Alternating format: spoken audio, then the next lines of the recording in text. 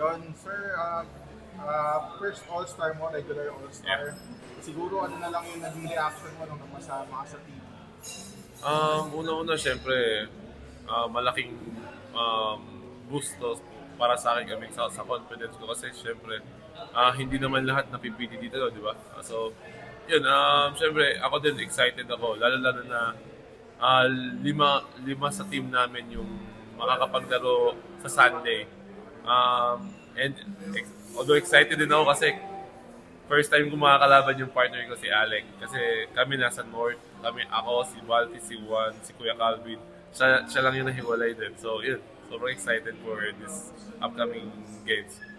Okay, nagkaroon na kayo ng activities dito sa Candon. Yeah. Siguro, how would you describe yung reception ng mga fans dito sa Candon? Yun nga, sobrang parang into basketball nila. Kumbaga, halos lahat ng bata, halos lahat ng napuntahan namin talagang um, ganado sila sa pag-welcome sa amin. I mean, mainit yung pag-welcome nila sa amin. So, sobrang thankful namin na sa mainit na ano sa amin, pagsalubong sa amin. And sa walang sawang pagsusuporta sa amin dito. Punta naman ako dun sa mother team mo. Okay. Hindi, ano, muna, bago tayo muna sa Converge, tanong ko lang, may extra meaning na ba sa'yo? Since first time mo may All-Star, may extra meaning na sa'yo yung pagiging All-Star? Lalo na nakipag-communicate ka na sa community bilang isang All-Star. Syempre meron na yun niya. Big impact pa rin to para sa akin kasi nga, yun yung sabi ko tulad, first All-Star ko. And syempre yun, talagang, ano kumbaga, mas nakakadagdag boost talaga ng, especially sa paglalaro mo kasi tatawagin kang All-Star. Syempre, yun niya, may malaking privilege talaga yun. So, hopefully na maganda yung gawin ko this upcoming Sunday. So, Isa sa mga traditional All-Star yung sayaw eh. yes. Lalaban tayo doon. Gagawin namin yung best namin kasi syempre may prize din yun. So, sayang din. So, tatry lang natin.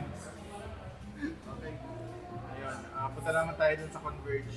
Sobrang hot topic ng Converge for the past weeks. Yes. Mikey Williams in-announce na nakapag-practice na ba sa inyo and so far, how is he gelling with the team? Sa aming lima, hindi pa. Kasi nung nag-practice siya ata kahapon nag-start. Pero nakabanding namin siya sa team building. And, yun nga, okay si Mikey. Like, nakikisama siya sa team niya kahit bago pa lang yung team. Talagang nandun siya, parang nakipag-communicate siya talaga. Kaya sobrang swerte din namin kasi hindi siya yung like na parang nakahiwalay sa amin agad. Talagang naka-intact agad siya sa amin. So, which is maganda para sa team namin. And hopefully, makuha namin yung chemistry talaga and mabuo namin yung chemistry. Siyempre si Mikey Williams 2 times finals Yes. MVP. So, siguro ano yung naging reaction mo personally nung malaman mo na sasama na siya sa Converge? Una-una, yun. Na-excite talaga ako kasi yun nga, this is big for Converge talaga kasi past 3 years talagang puro quarters lang kami. So, at least ngayon mas malaki yung chance namin na maputol yung, kumbaga yung sumpa ng team namin na sa quarters lang and mas malaki yung chance na makapunta kami sa goal namin which is ano lang naman, one game at a time kami, one step at a time na unahin namin semis and then hanggang sa championship. So yun, sobrang malaking boost sa amin si Michael and Kuya Calvin. Ayun. Yun na, punta tayo kay Calvin Oliva. Siguro ano lang yung naging impact niya sa team lalo't sa iba't parang energizer siya. Yeah. Diba? So ano yung naging impact ni Calvin on and off the court? Una-una, syempre si Kuya Calvin, isa sa leader din namin kasi siya na yung pinakamatagal sa liga sa team namin ngayon. So, ginaguide naman niya kami lagi on and off the court. Talagang nagbibigay siya ng tip. And then, syempre, yung hustle niya and yung energy niya sa team, talagang nandyan. Ramdam na ramdam mo since day one na dumating siya. So, parang mas feel namin na mas may magtatanggol sa amin on and off the court. So, parang mas dumating yung big brother namin talaga. And as a big man, Yeah. tatlo na silang gwardiya na malaking bagay sa big man na may efficient guards, di ba?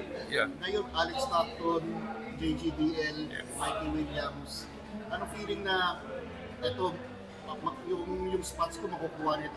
Ano yung feeling ng big man na meron kang ganong dynamic guard rotation na ready na yun, matulungan din kayo mga bigs? Syempre, kami ni Baldi, and the rest of the big, masaya kami. I mean, lalo na dumating nga yung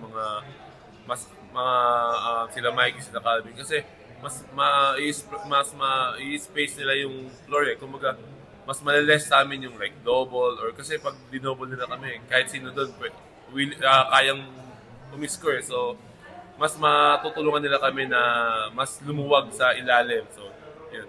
And ngayon may import kayo si Tyler. Yes. Kamusta naman si Tyler? Nakikisama ba nung team So, niyo? sobra. Wala, kumbaga si Kai talagang, siya, like kahit napunta nila yung NBA, kumbaga napaka down to earth niya and sobrang willing siya mag-sacrifice para sa team namin. So, good for us talaga. May mga tinanong ka na ba sa kanya regarding NBA? Wala pa naman, pero binibigyan nila ako ng mga tips about yung sa defense, sa post, mga ganito ganyan. Parang little tips pero sobrang effective para as a big man talaga. And itong conference na to, big man ka eh. Sa Yes. All Filipino Cup, kumbaga konti lang yung talagang titingalaman. Ito, marami ngayon. Yes, Anong feeling na marami kang titingalaman ngayon? Kasi MPBL, hindi ka yes. naman gano'n, di ba? Yeah. Ikaw malaki. Ito yung parang, ito ba feeling mo pinaka-challenging na conference na parating sa'yo? Yes, for sure. Kasi yun nga, unlimited height yung input and then mga halos 7-footer lahat eh. So, parang kumbaga, i-take ko lang to na challenge kasi kumbaga dito rin ako naman mag-i-improve eh. Kumbaga, mahihirapan ako dito pero kailangan kong i-handle para at least pagdating ng governor or Philippine Cup, mas sanay na ako na parang matake yung mas hard way. So, yun. Nung tune-up niya, nakikita ko, nag-aala ni Kala Jokic ka na. Yes. Makikita ba natin yun na nagdadala ka na, nagpapasa ka na? Yeah, lagi ko naman tinatry yun ngayon, especially this conference kasi ngayon nga, malalaki yung import. So, kailangan ko rin maglaro as a force kasi para at least may options lang kami kasi hindi naman ako pwede mag-stick sa 5 kasi nga sobrang undersize ko para sa 5 ngayon. So, ayun, tinabaho naman namin this off-season yung pagiging 4 spot ko. So, nakaano ko naman, nahahandle ko naman kahit papano. So, hopefully, lumabas pa rin yung tinabaho namin this off-season. And lastly, si Tyler na palinsin ko maganda magdala ng bola. Yeah. Kahit sa size niya. May napupulit ka ba? Kasi iba yung nakikita mo sa practice. Yeah. Diba? May napupulit ka sa kanya sa regards sa ball handling at saka yung papasok mo sa laro mo. Syempre naman, yun nga. Then, kahit sa practice, lagi kami magkasama, no? So, lagi din niya talaga ako ina-advise na yun nga, kung paano dumepensa, paano pumeso sa ilalim, and then especially the passing skills. Kasi nga, sabi niya, kailangan ko maging like agile or mas kung gusto kong mas mag-improve pa, hindi dapat ako makontento sa loob lang ito. Kaya kailangan ko din daw trabahuin, especially the perimeter and the outside shooting. Yun yung pinaka sinasabi niya sa akin lagi kasi nga sa NBA talagang kahit daw 7-footer or talagang may tira sa labas and may guard skills eh. So, yun, hopefully ma-adapt ko din yun someday. Okay, thank you.